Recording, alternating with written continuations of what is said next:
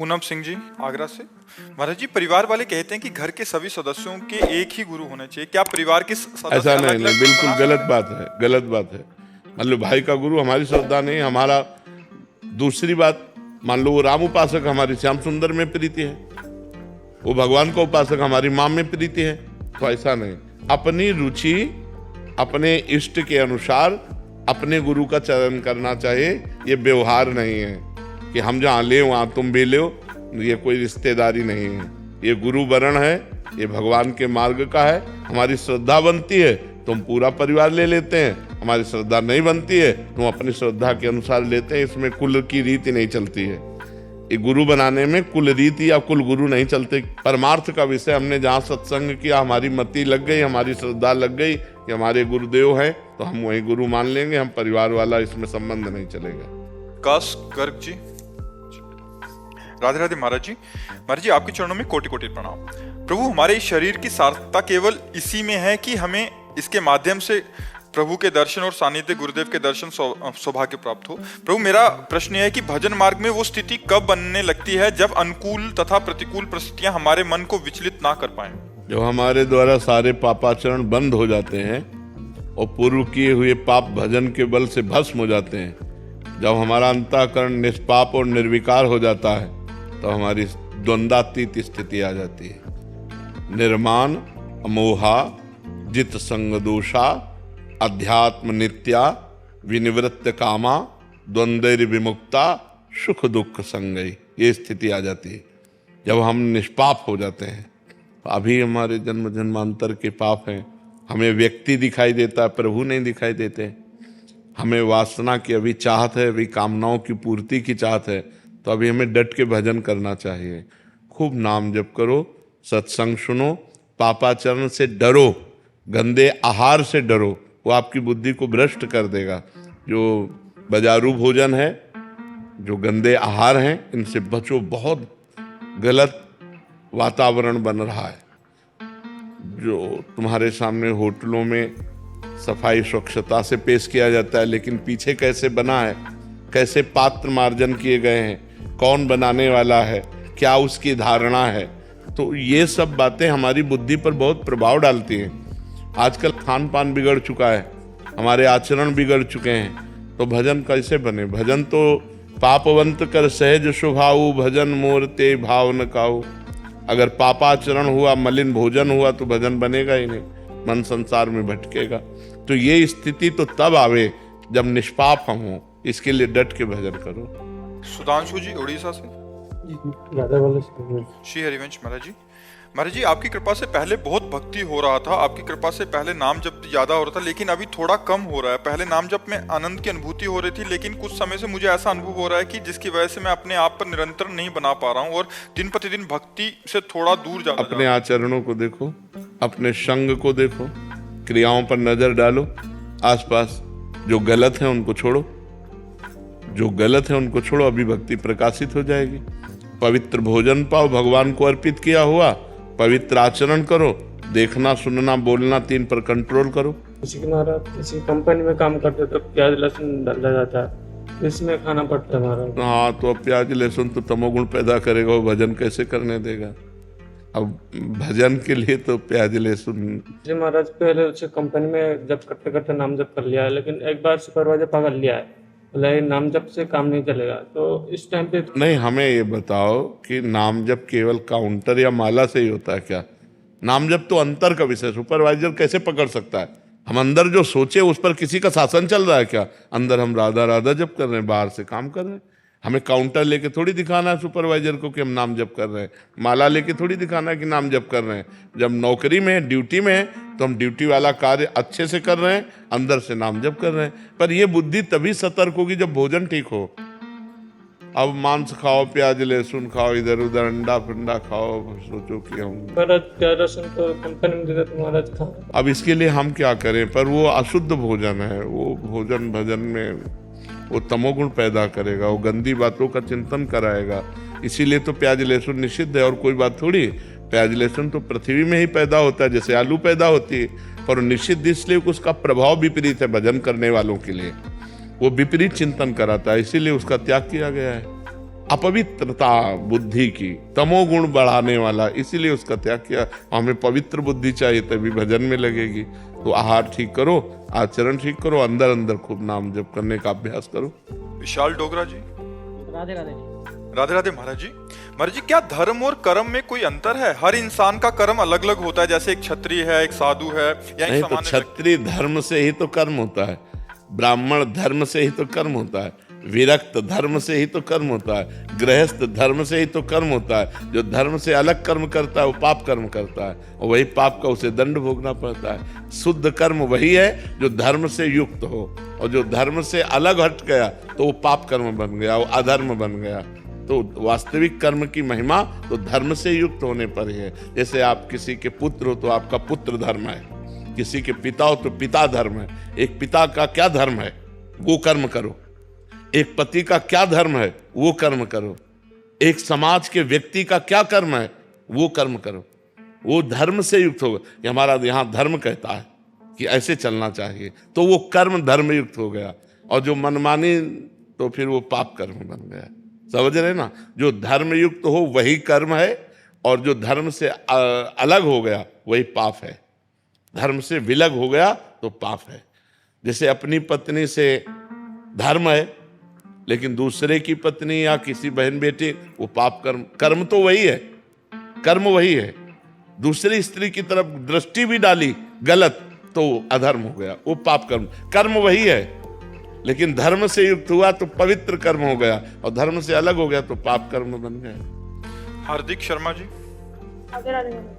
राधे राधे महाराज जी। महाराज जी, अखंड स्मृति से श्रेष्ठ कुछ भी नहीं है, तो अखंड स्मृति कैसे आती है? प्रयास और कृपा, अपना प्रयास और भगवान की कृपा। अगर अपना प्रयास शिथिल है तो फिर बात नहीं बनेगी। जी जान से हमें लगना पड़ता है इसमें, अंदर अंदर बार बार पकड़ना।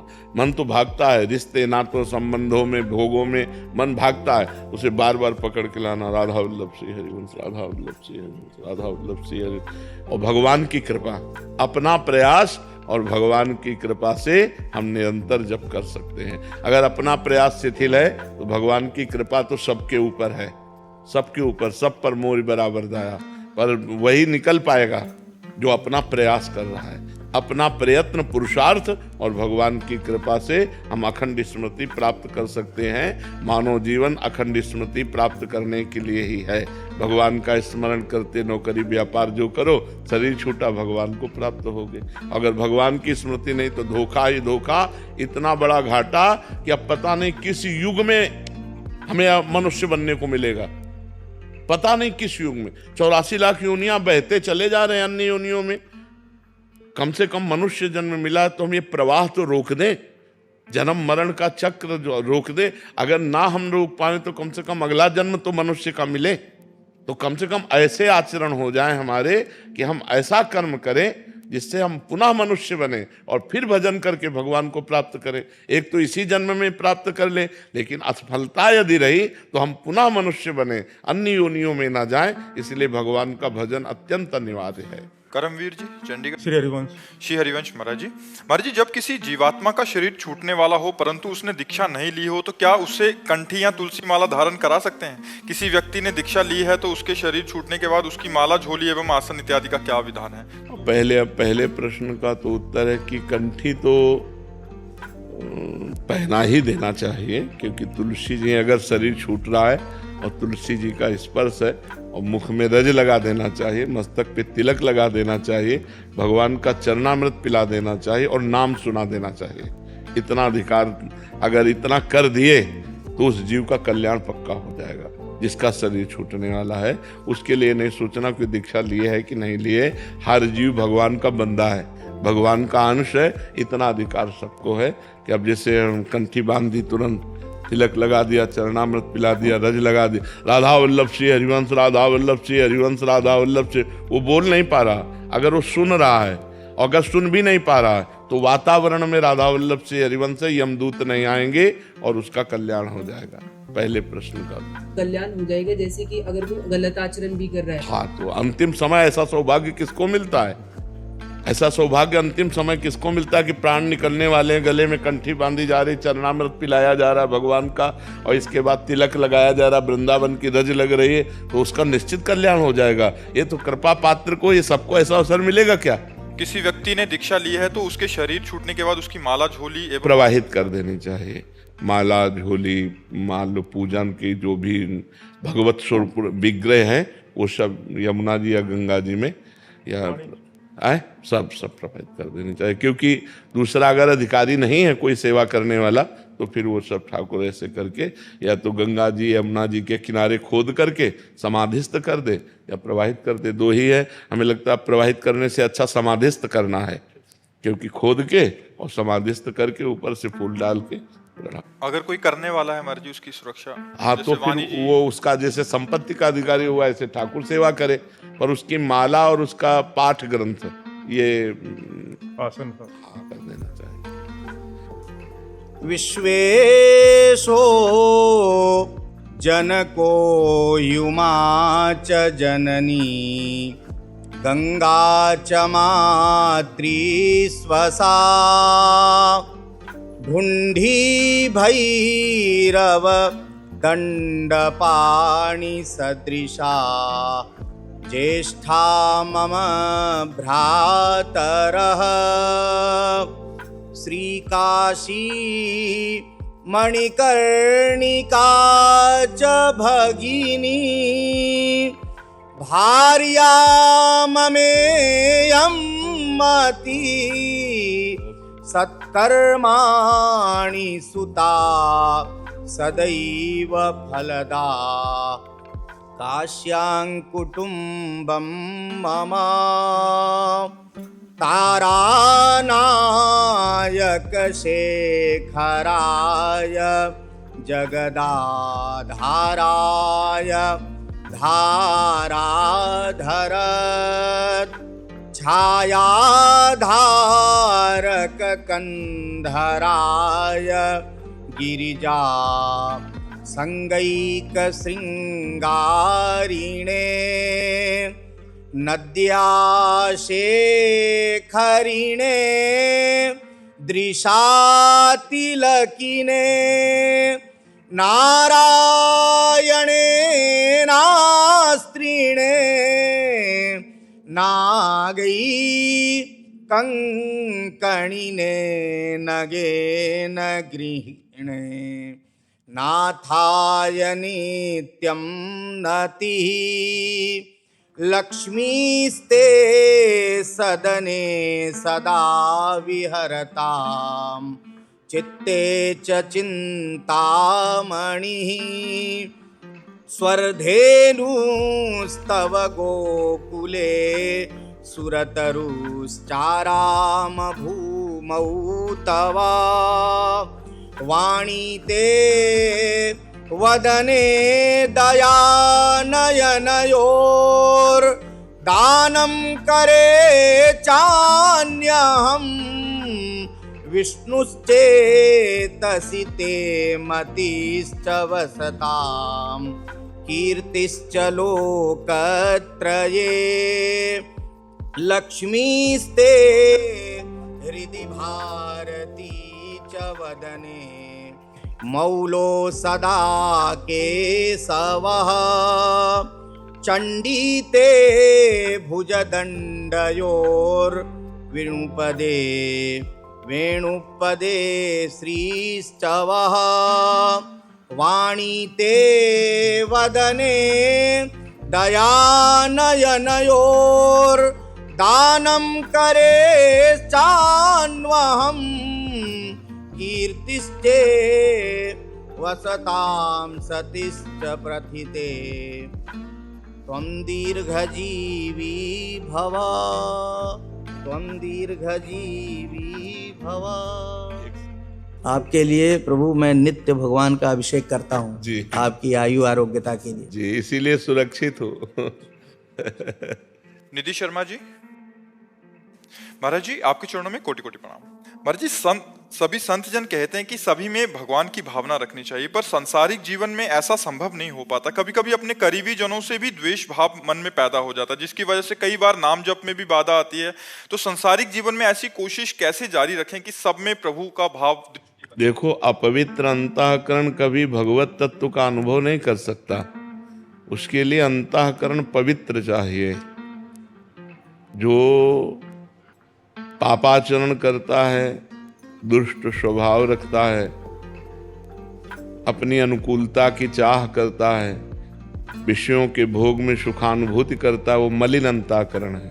वो मलिन अंतःकरण कभी सब लोगों में भगवान का अनुभव नहीं कर सकता। बहुनाम जन्मनावन्ते ज्ञानवान माम प्रपद्यते वासुदेवा सर्वमिति सा महात्मा सुदुर्लभा।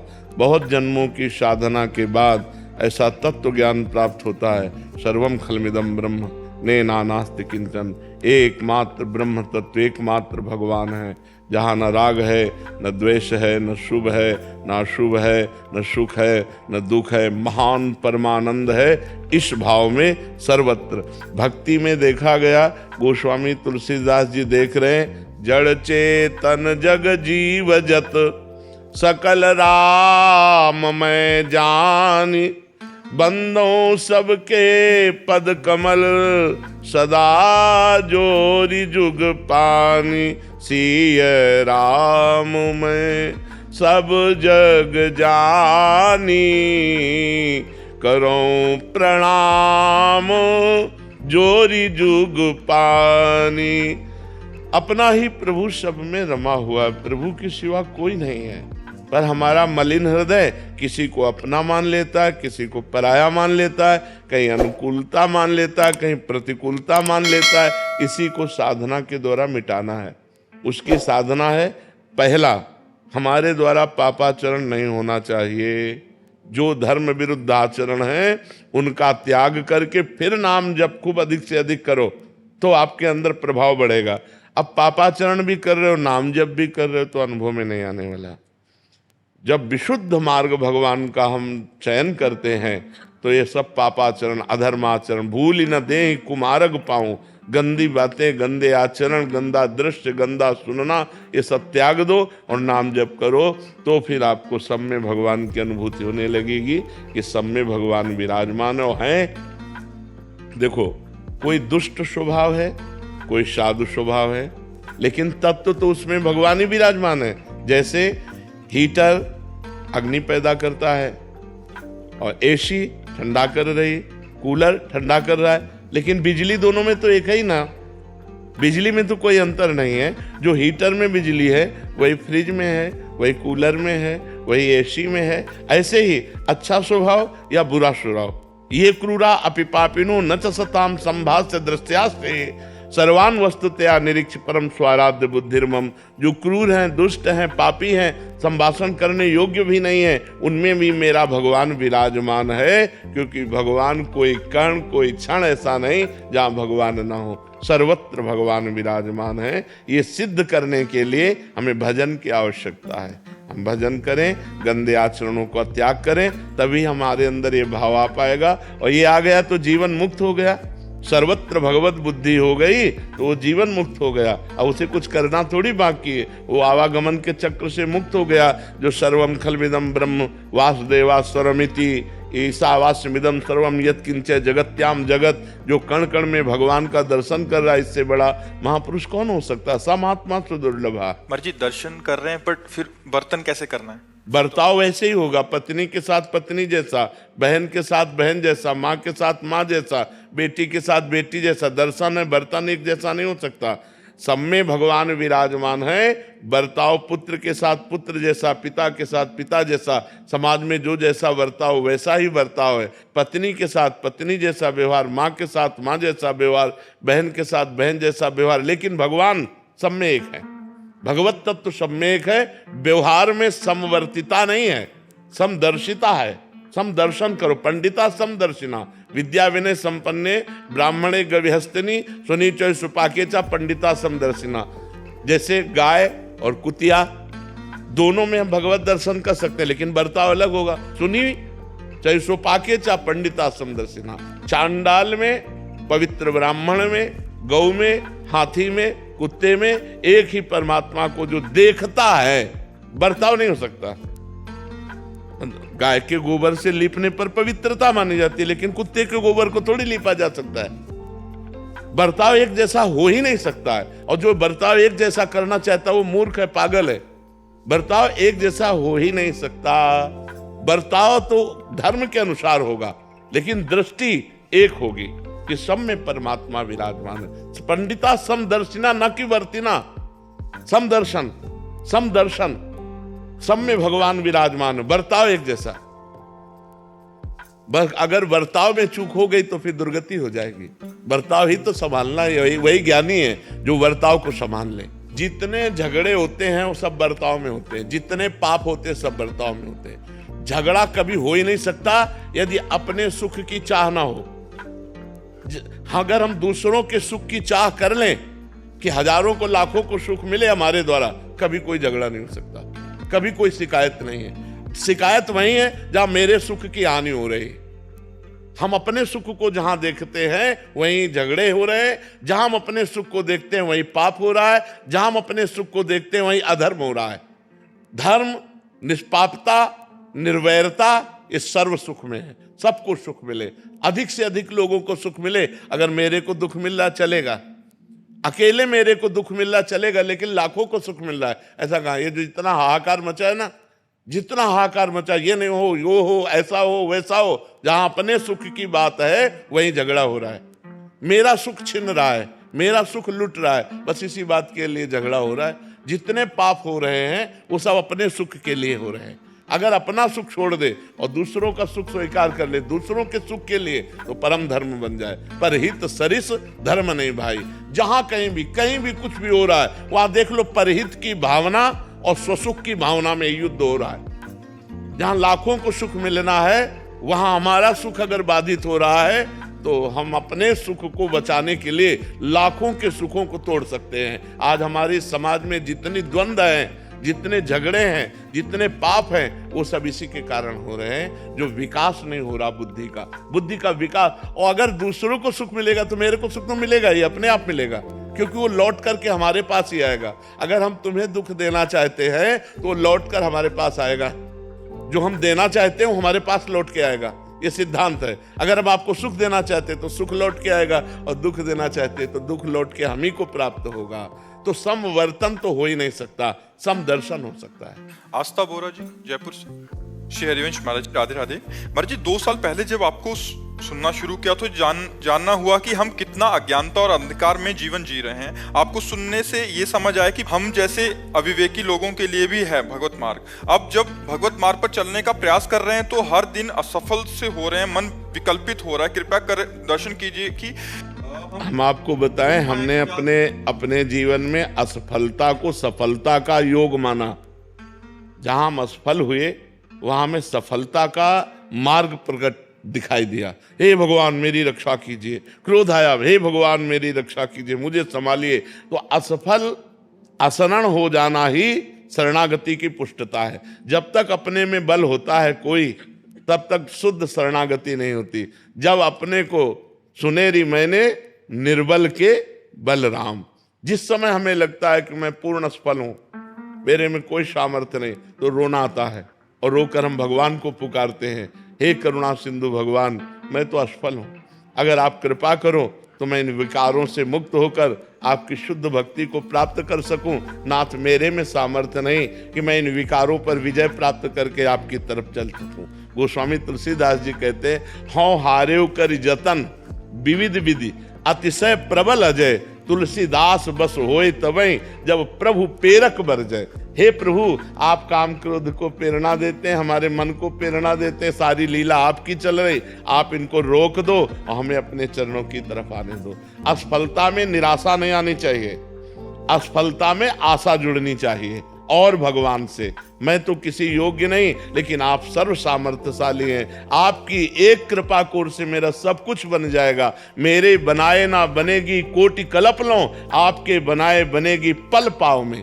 पल के चौथाई हिस्से में आपकी कृपा कोर से बन जाएगा। नाथ आपने बहुत पतितों को पावन किया है, मुझ जैसे अधम को भी पावन कीजिए। ये अंदर से भावना आ जाती है तो हमारी सफलता का योग बन जाता है। हमें निराश नहीं होना, हमें उदास नहीं होना, हमें हताश नहीं होना, अपने कर्तव्य पर कदम आगे बढ़ाते रहना है। फिसल जाए तो फिर खड़े होकर के चल, ये परमार्थ का मार्ग है। इसमें हारना नहीं, इसमें निराश नहीं होना। हम अविनाशी के बच्चा हैं, एक न एक दिन परम पद को प्राप्त करके रहेंगे। आज अगर हम परास्त हो रहे हैं तो हम रुकेंगे नहीं। हम 100 बार गिरेंगे तो 101 बार खड़े होकर फिर परमार्थ पे चलेंगे, तो कभी न कभी भगवान हमें विजय दिला ही देंगे। संसार में मोह माया का बहुत जाल है, हमारी कमजोरियां हमें गिराती रहती हैं महाराज। हमारी कमजोरियां हैं, लेकिन हमारे प्रभु तो बहुत बलशाली है ना।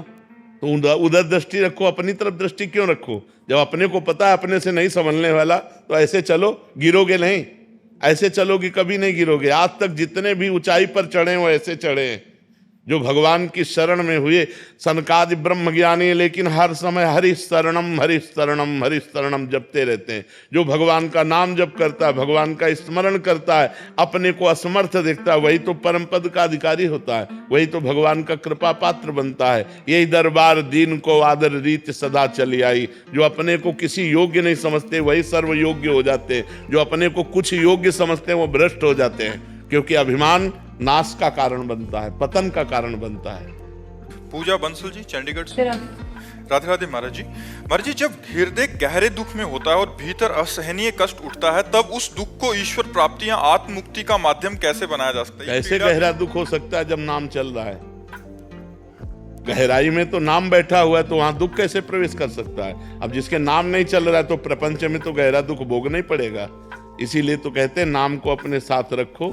मुख में हो राम नाम, राम तेरे हाथ में, बंदे तू अकेला नाही, राम तेरे साथ में। भगवान जब साथ में, तो हमें गहरा दुख कैसे हो सकता है? क्या गहरा दुख हो सकता है? शरीर स्वस्थ अस्वस्थ इससे कोई फर्क नहीं पड़ता, मन स्वस्थ है कि नहीं। मन सावई मन कृष्ण पदार विंदयो, मन भगवान के चरणों में तो हर समय एक उल्लास बना रहता है, एक आनंद रहता है। मरने से सब जग डरा, मेरो मन आनंद, कब मरी हो कब भेटी हो पूरन परमानंद। दुख कहाँ गहराई में घुस सकता है? जब नाम का पहरा है तो दुख घुस कैसे सकता है? नाम पहारू दिवस निशि, ध्यान तुम्हार कपाट, कैसे घुस सकता है? भगवान का ध्यान, दरवाजा बंद। ना अंदर का सुख बाहर निकल सकता है, ना बाहर का दुख अंदर जा सकता है। हृदय आनंद से लबालब, चारों तरफ भगवान के नाम का प्रताप उसकी रक्षा करता रहता है। ऐसे हम थोड़ी कह रहे कि भगवान को जपो, भगवान को भजो, भगवान का चिंतन करो। हम कह रहे हैं लोक परलोक के सारे सुख आपके चरणों को चूमेंगे यदि भगवान का भजन करोगे। तो क्या आप भगवान के नहीं हो? जो आप दुख भोग रहे हो, आप अशांति भोग रहे हो, आप परेशानी भोग रहे हो, उसका कारण आपके पाप कर्म है। अगर पाप कर्मों को बंद कर दो, भगवान का स्मरण करो, तो लक्ष्मीपति हैं, अनंत मायापति हैं, अनंत ब्रह्मांडों के पति हैं। अरे किलो 2 किलो सोना की बात क्या, 1 लाख योजन का पर्वत है जिसे सुमेरु पर्वत कहते हैं। 1 लाख योजन चौड़ा, 1 लाख योजन लंबा, और टोटल सोने का। भगवान की माया में कमी है? अनंत ब्रह्मांड पति हैं। तो हम लोग क्या है, अहंकार से जीना चाहते हैं, भगवान की शरण में होकर नहीं। पाप कर्म करना चाहते हैं, उससे सुखी होना चाहते हैं सुख, और करते हैं पाप, तो पाप का परिणाम दुख है, कहां सुख मिलेगा? इसलिए नाम जप करो, भगवान के आश्रित रहो। ये मांस खाना, मदिरा पीना, पराई स्त्री से व्यभिचार करना, दूसरे से छीन झपट, लूट घसूट, हिंसा, ये बंद करो। अगर ये करोगे तो कभी सुखी नहीं होगे, कभी सुखी नहीं हो सकते। नाम जप करो, दूसरों को सुख पहुंचाओ, धर्म से चलो, आप भी सुखी रहोगे, हमारी समाज भी सुख हो जाएगा। नए नए जवान दूसरे की चैन खींच रहे, माताओं बहनों को कष्ट दे रहे, मुंह भरा वो गिर पड़ी, उनके लगा क्या नहीं लगा उनको कोई पता नहीं, कोई उनको गम नहीं। ऐसे खींचा, कान से खींचा, चाहे कान फट जाए, चाहे ये क्या राक्षसी वृत्तियां जागृत हो रही समाज में। यहाँ जेल भोगो और फिर नर्क भोगो और फिर सुअर कुत्ता की योनियों को प्राप्त हो। इसलिए मनुष्य जन्म मिला है, बहुत सावधान होकर भगवान का नाम जप करते हुए कोई पापाचरण मत करो, सुखी हो जाओगे। मेरा एक प्रश्न था जी। मेरा ये प्रश्न था कि बहुत लोग लड्डू गोपाल को अपना बना के कहीं ले जाते हैं और बिना नहाए लोग छू लेते हैं, तो हम लोग में तो वो नहीं मानते हैं, तो ये सही है? नहीं सही है। ठाकुर जी को ठाकुर जी की तरह रखना चाहिए, भले बाल भाव है पर उनको ठाकुर जी की तरह, भगवान की तरह उनको रखना चाहिए। पवित्र होकर के भगवान का स्पर्श करना चाहिए, पवित्र होकर भगवान की सेवा करनी चाहिए। ऐसे नहीं कि जहाँ तहाँ लिए डोले, ऐसे नहीं। उनको एक स्थान पर उनको सम्मानपूर्वक अगर ले भी चले तो दर्शन आदि कराने के लिए ऐसी भावना करे कि प्रभु को वन विहार कराने जा रहे हैं, लेकिन स्वयं पवित्र होकर, अपवित्र दशा में नहीं, अपवित्र वस्त्र नहीं, पवित्र भाव से करना चाहिए। वो लोग गलत हैं जो अपवित्र होकर भगवान को छूते हैं और अपवित्र होकर भगवान को लेके डोलते हैं। ठीक है ना? बहुत अच्छे बच्चे हो। ठीक है। आयुष शर्मा जी राजस्थान से। राधे राधे महाराज जी। महाराज जी, हमने आपके श्रीमुख से सुना है कि बस श्री जी के आश्रित हो जाओ तो भगवत प्राप्ति हो जाएगी, लेकिन ये मन तो हर जगह संसारिक चीजों और व्यक्तियों का आश्रय लेता रहता है। तो महाराज जी, सारे आश्रय मिटाकर एकमात्र श्री जी का आश्रय कैसे प्राप्त हो? नाम जप से। जितना भजन करोगे, किसका प्रश्न है? जितना भजन करोगे उतने मन निर्मल होगा। निर्मल मन अनासक्त होता है और मलिन मन आसक्त होता है। विषयों में आसक्त, व्यक्तियों में आसक्त, पदों में आसक्त, संसार के भोगों में आसक्त मन भगवद आश्रय नहीं लेता। जो अनासक्त मन हो जाता है, निरपेक्ष हो जाता है, निर्विषय हो जाता है, वही भगवद आश्रित होता है। भगवद आश्रय में सब कुछ छूट जाता है। देखो, या तो परिस्थिति हमको भगवद आश्रित कर दे या हम विचार के द्वारा भगवद आश्रय। दो प्रकार से भगवद आश्रय होता है। जैसे गजेंद्र की परिस्थिति हो गई कि अब कोई अन्य आश्रय बचा ही नहीं, 1000 वर्ष तक वो लड़ता रहा, उसके हाथी हाथिनियां उसका संग देते रहे। फिर जब देखा हाथी हाथिनियों ने कि ये तो छोड़ ही नहीं रहा ग्राह, तो गज को ही छोड़ के चले गए। अब अकेला, बहुत काल का थका हुआ, जलचर जीव बलवान हो जाता, वो तो उसका घर है ग्राह का। अब वो बलवान ग्राह जब गजेंद्र को खींचा, पूरा चला गया, बस सूंड थोड़ी बची। अब उसको लगा कि अब अगले झटके में हम मर जाएंगे। परिस्थिति, सब आश्रय छोड़कर भगवान को हरि शरणम। उसी समय भगवान सुदर्शन चक्र के द्वारा ग्राह का उद्धार करके गजेंद्र को छुड़ा दिया। द्रौपदी जी जब सब आश्रय लेके देख लिया, पहले पांडवों का आश्रय, फिर सभा का आश्रय, फिर भुजा का आश्रय, फिर दांत का आश्रय, जब देखा वे एक ही झटके में दांत से साड़ी छूट जाएगी, पुकारा हे द्वारिकाधीश। भगवान गोविंद उसी समय वस्त्र रूप में। तो या तो हमारे जीवन में भगवान ऐसी परिस्थिति पैदा कर दे, जैसे हम बचपन से भगवान के आश्रित थे, हैं, रहेंगे। हमें लग रहा था हम आश्रित हो चुके हैं। जब किडनी फेल हुई तब समझ में आया कि आश्रय किसे कहते हैं। जब किडनी फेल हुई, आसन में बैठने लायक नहीं, अब साधना कोई रही नहीं। हाय हाय मच गया कि काशी का काम तो पूरा हुआ, जो वृंदावन का काम था वो तो पूरा ही नहीं हुआ। ये आज के 25-26 वर्ष पहले की बात। तब एकदम निराशा छा गई कि यार ब्राह्मण के घर में जन्म मिला, बचपन से भगवान के मार्ग में रहे और वृंदावन का काम पूरा नहीं हुआ, तो अब क्या होगा। तब रोना आया एकांत में। ऐसा थोड़ी थोड़ी देर में बस रोना आ जाता कि प्रभु अब तो कोई साधना नहीं, प्रभु अब तो मैं किसी काबिल नहीं रह गया। और उसी समय अहंकार सरक के भगवान की शरण में हो गया। बस फिर उसी दिन से आनंद ही आनंद, आनंद ही, क्योंकि अहंकार करता था ना, मानते थे कि हम साधना, पर वो साधना का अहंकार था। इसीलिए हरिवंश महाप्रभु ने कहा सर्वेषु साधन वरेषु चिरम निराशा। श्रेष्ठ श्रेष्ठ साधना का भी अहंकार नहीं होना चाहिए, नहीं तो भगवत प्राप्ति में बाधा हो जाएगी। वो भगवत प्राप्ति की योग्यता खो देता है। ये तब समझ में आया जब किडनी फेल हुई।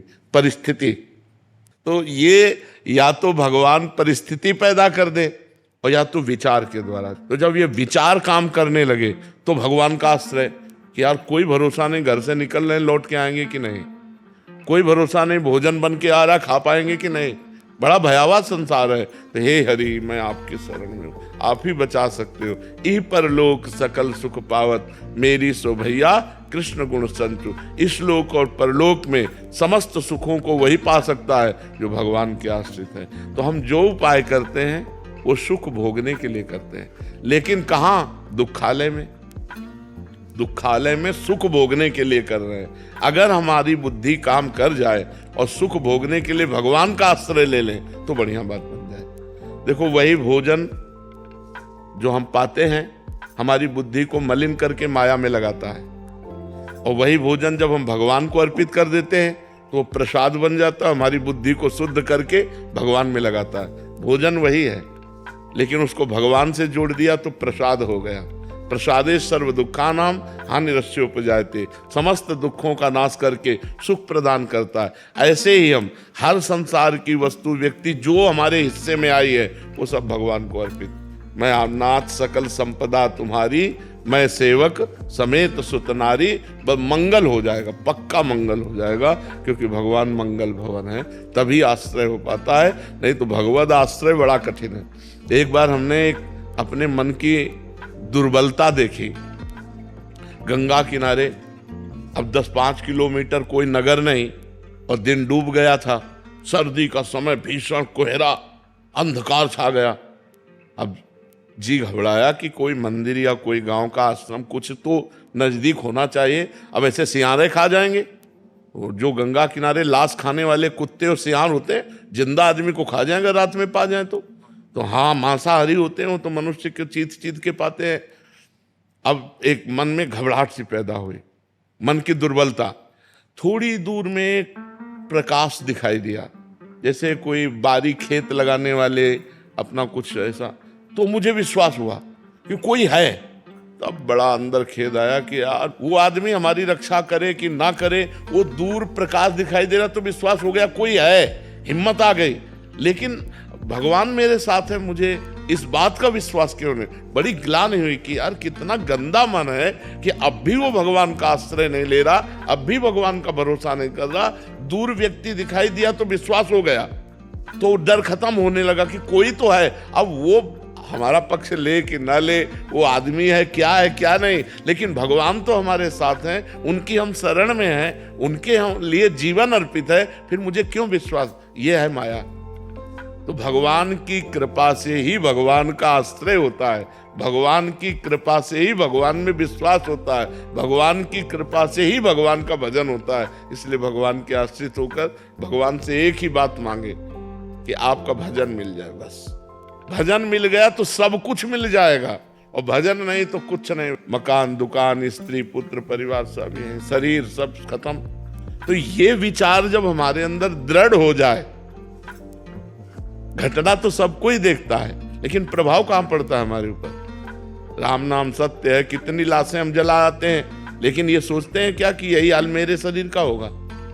अगर ये सोच ले तो घबराहट पैदा हो जाए, और घबराहट पैदा हो जाए तो भगवान की शरण हो जाए कि राम नाम सत्य है, भगवान का नाम ही सत्य है। अब तो भगवान का नाम जप करेंगे, भगवान के लिए कार्य करेंगे, अब कोई पाप नहीं करेंगे। लेकिन मनुष्य इतना बावरा है कि दूसरे को फूंक के आता है, अपनी सोचता ही नहीं कि हमारी भी ये दशा हो सकती है। महाराज जी, ये प्रश्न मैं इसलिए पढ़ रहा हूँ क्योंकि महाराज जी काफी बच्चों की स्थिति लगभग ऐसी हो रही है महाराज जी, उसको आपको सूचित करना चाह रहे थे। महाराज जी, अभी मैं 18 साल की पूरी हुई महाराज जी, मैंने शराब एवं सिगरेट का भरपूर सेवन किया है। नशे की दवाई अपनी दादी को पिलाई ताकि एक पुरुष को अपने घर बुला सकूं। मैंने अपनी दादी के कान के जेवर गिरवी रखकर कई पुरुषों का संग और सारे दूरदर्शन किए।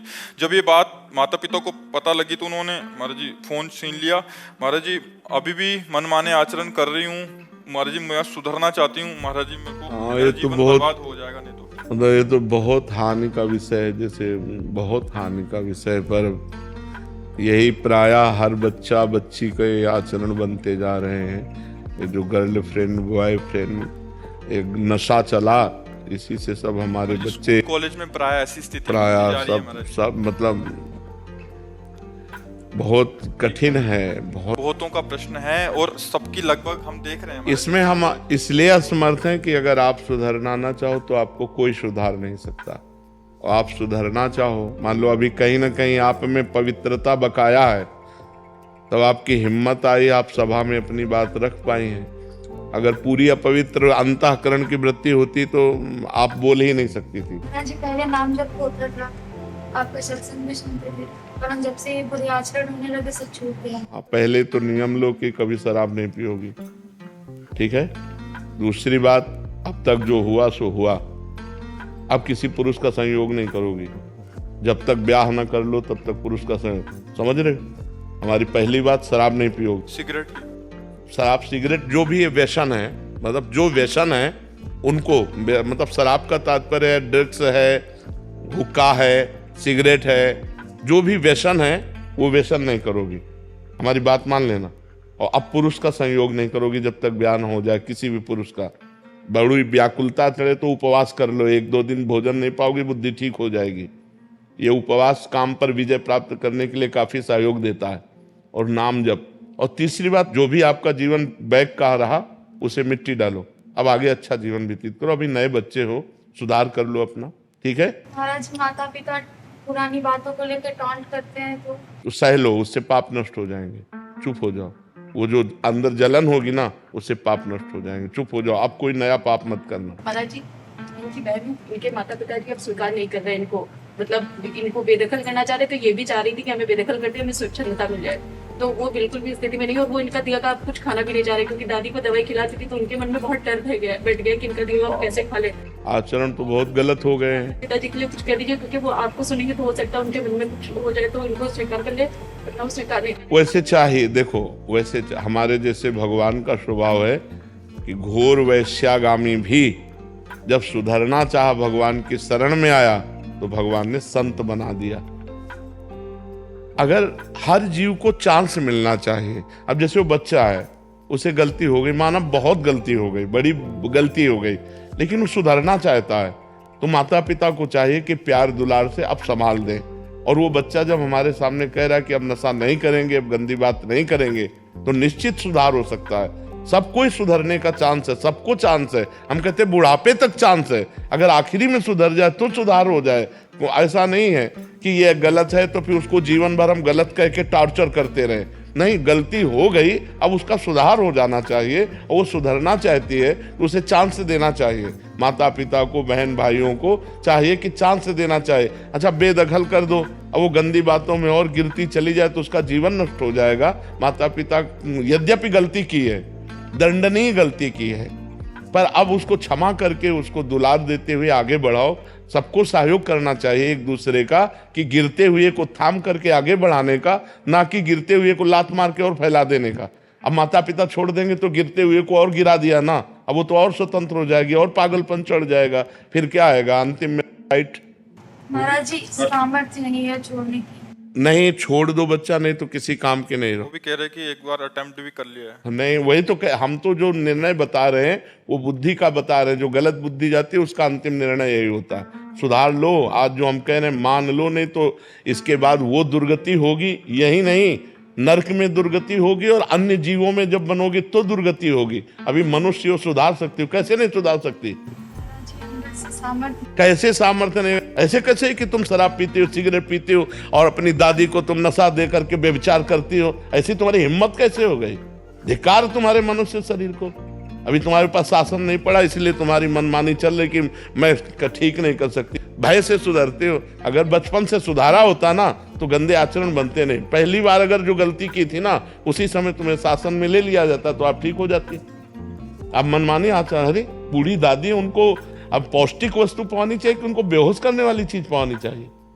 तुम्हें ब्रह्मचर्य से रहना चाहिए, पर पुरुष से। ब्लैकमेल करने लगती है, जानती है कि इनको मन में भय थोड़ा सा डाल दिया तो ये ब्लैकमेल कर देती है कि हमको अगर मारोगे तुम नहीं, तुम भी सुधरो और उनको, माता पिता को भी सुधारो, कह दो इसको सुधरने का चांस दें।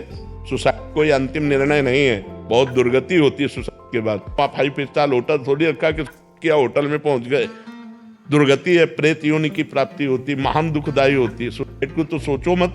अपने आचरण को सुसाइड कर सकती हो, शराब नहीं छोड़ सकती, व्यभिचार नहीं छोड़ सकती, गंदे आचरण नहीं, नाम जप करो और साइड की कभी सोचना मत, और माता पिता से कह दो कि एक बार क्षमा करो, उसको अच्छे मार्ग में चलने का